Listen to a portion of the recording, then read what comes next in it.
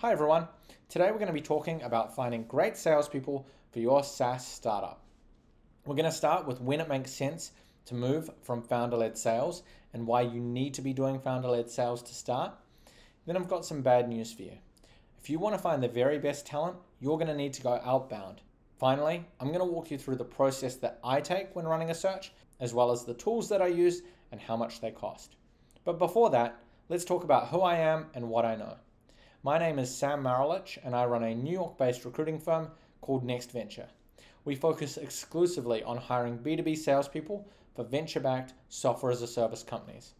I've personally hired more than 120 salespeople at over 30 startups over the last 6 years. Let's begin with the first point. You need paying customers before you bring on a salesperson. Jason Lemkin from SaaS argues that you need to be the person who brings on the first 10 to 20 accounts. There are a few reasons that you need to be running sales to begin with. Firstly, the CEO role, the founder role, is fundamentally a sales role. Yes, you're going to be selling to customers, but also to your investors and to any employees. A founder who can't sell is a founder who won't last. But if that comment fills you with dread, I want to bring some encouragement. When you're the CEO, when you're the founder, you have a superpower. You have a level of credibility that your average account executive simply can't touch.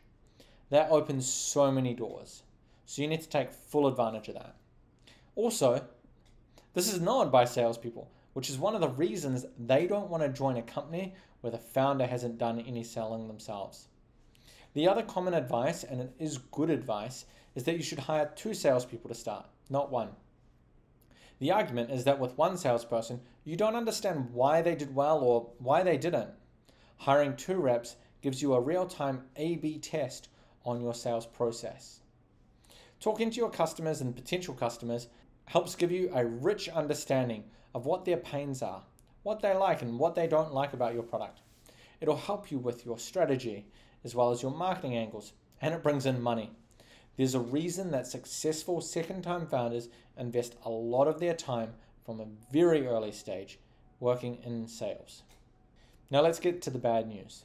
Those great salespeople that you're after, I often talk to founders who say, we need to hire urgently.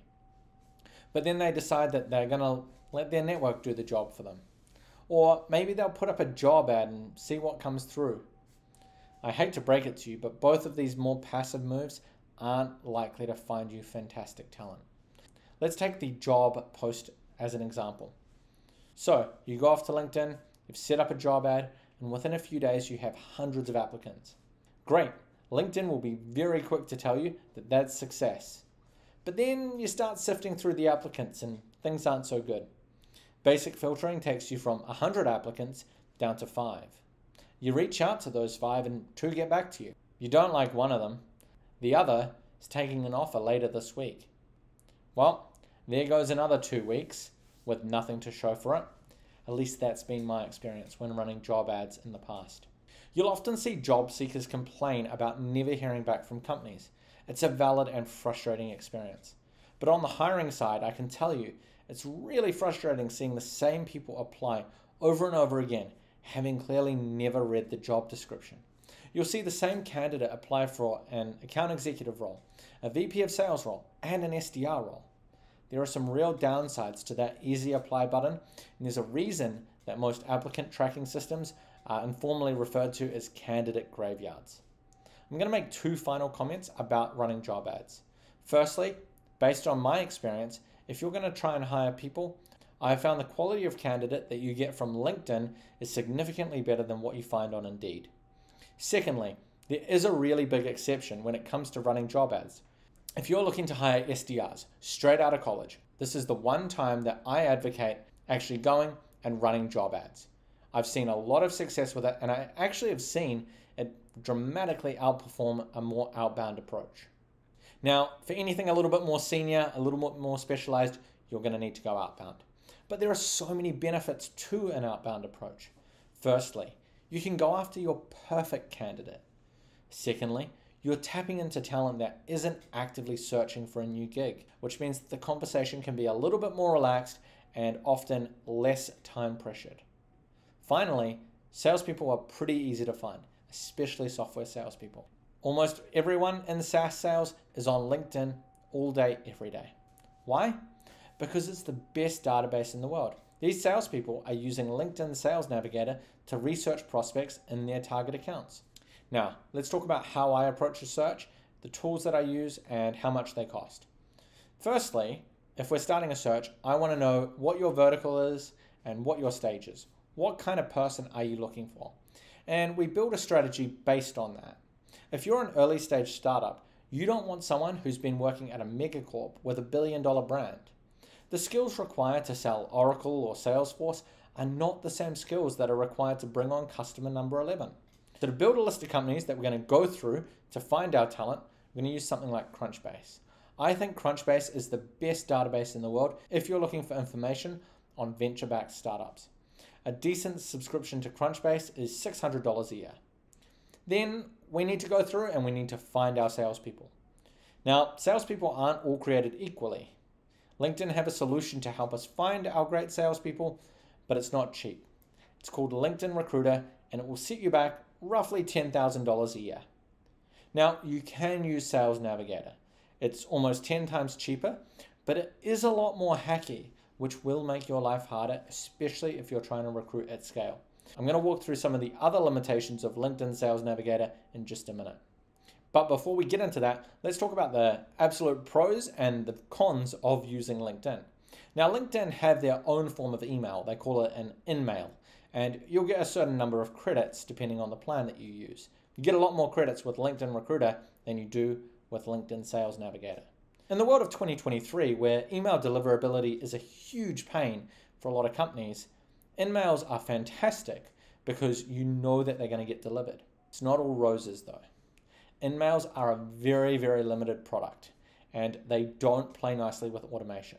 And when I say they don't play nicely with automation, I mean they are extremely basic. Say you want to send a multi-touch sequence to someone. LinkedIn won't let you do that. You've got to do it manually. Maybe you want to schedule a message to be sent a bit later.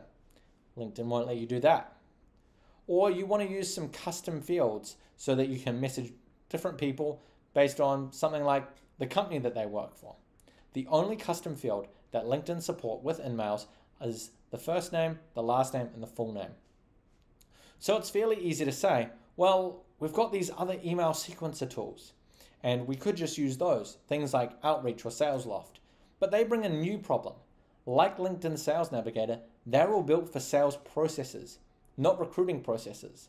To give a really basic example, all of the data that you're buying from somewhere like ZoomInfo is going to be corporate contact data rather than personal contact data. There is, of course, a workaround. Tools like Gem that do email sequencing and also provide personal emails as a first method. For example, if you were to look at my profile with Gem, they're going to start with my personal email, and if they can't find that, they'll give you my business or corporate email. But Gem's not cheap. I just got my renewal email for next year, and it's going to be $3,400. Oh, and Gem only works with LinkedIn Recruiter. So if you were trying to use Sales Navigator to save a few dollars, you're out of luck. We're talking just under $14,000 for a very basic recruiting tech stack. And that's before we add in a CRM or application tracking system. That's going to be another $100 or so per month. And even worse, none of this actually links up very nicely. Why, you ask? Because LinkedIn know how valuable a self-updating database is. There's no chance they're giving it to you if they can get away with it. I'm very jealous of the incredible tech stacks that salespeople have access to by comparison. So that's the process of how you can find great salespeople and some of the very expensive tools that you can use to do it. Now, if you're a B2B startup that is hiring your first salesperson, growing your existing sales team, or looking for your first US salesperson, and you want help with all of the heavy lifting, go to www.yournextventure.co or click the link below and we can find a time to talk. Have a great day.